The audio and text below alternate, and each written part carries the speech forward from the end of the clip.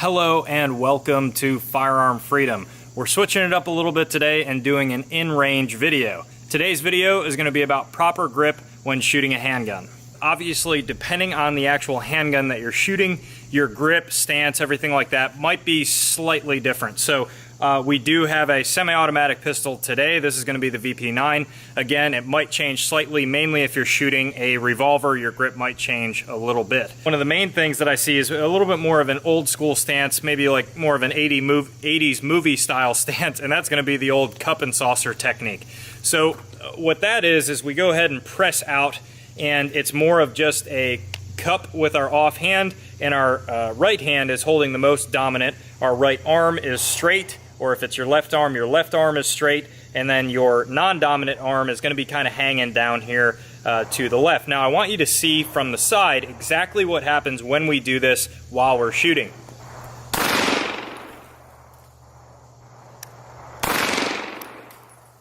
If you notice there, what was happening is my dominant hand was kind of taking all the recoil, and I'm going to kind of be over dramatic with this, but basically it wanted to do this every time, and this hand is really not doing anything.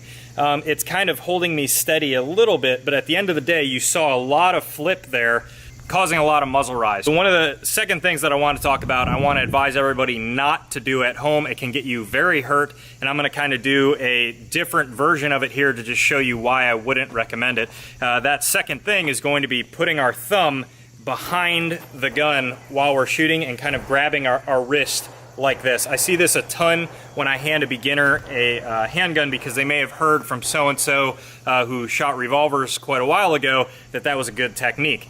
With revolvers, it's not a problem. With a semi-automatic, the reason it's a problem is because your slide is coming back with every shot.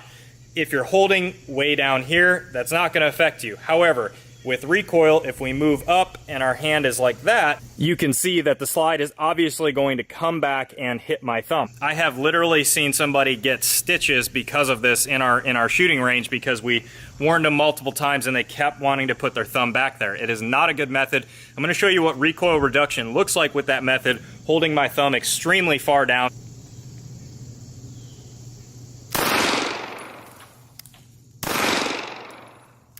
Not a fan of even trying that for you guys, but it gives you an idea that, again, our left hand is not really doing anything in regards to recoil. Another method that I'll see used a lot on this VP9, slide bite is just not an issue. You simply cannot get high enough to get the slide, have it bite you in the hand, just because of the bore axis and how it is. So you won't really have to worry about that a lot. Now on something different, you may have to worry about slide bite. So what a lot of people do, and I see a lot of people doing because they're afraid of slide bite, they'll kind of hold really loosely and down on the bottom of the grip like this. We don't want to do this grip because, one, it can cause limp wristing, which will cause the case to not eject properly, and two, the more room the bore axis has from the middle of our arm, the more flip the pistol's going to want to do. So let's go ahead and see kind of what that looks like. It doesn't look too good from the side.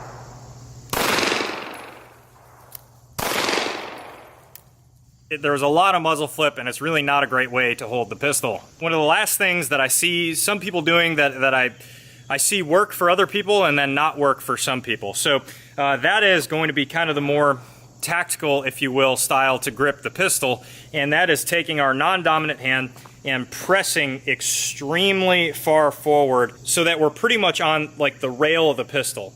So what you'll notice is that underneath here, that leaves a lot more open in my grip. This does work for some people. It doesn't work for other people. I've seen some people where it works really great, it does a lot of recoil mitigation, and others where they may not be holding tight enough here, and because there's more space here, it actually does even more of a flip, kind of like the cup and saucer technique. So that's why I prefer to not really use that method. Another thing you'll notice is that because of that, I have to get more of a canted grip, and this arm is going to be straight, cockeyed like that, kind of a little bit of a bend, and then my right arm is going to have a little bit of a bend as well. So let's go ahead and see what that looks like from the side.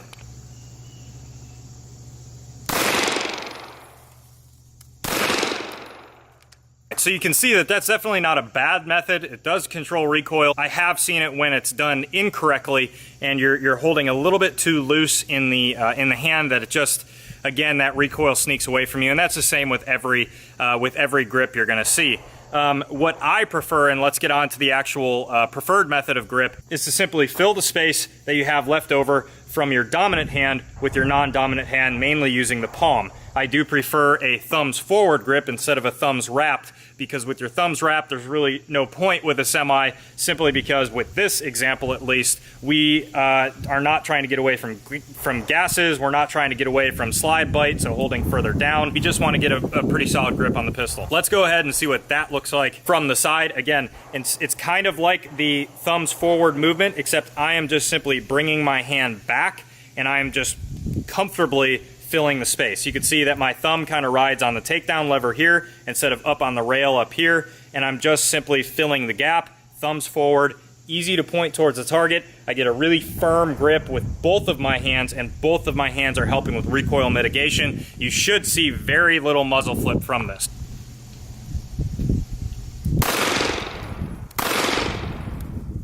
It's not a dramatic difference, but it's definitely a difference that you will see. That's going to wrap this video out. I hope you enjoyed having a little bit of a different type of content with me explaining a little bit more on the actual shooting fundamental side. It's really a lot of fun for me to do. For those of you who don't already know, I work at a gun shop and I work at a shooting range where we see people making mistakes, and I see people on the gun line when I hand them a firearm making a lot of mistakes in their grip, and then coming in afterwards saying, you know, I can't hit the broadside of the barn, the pistol sights must be off, which 9 times out of 10 are not. The people are just not holding the gun properly. Be sure to click the links down in the description. It'll take you to my Facebook and Instagram account.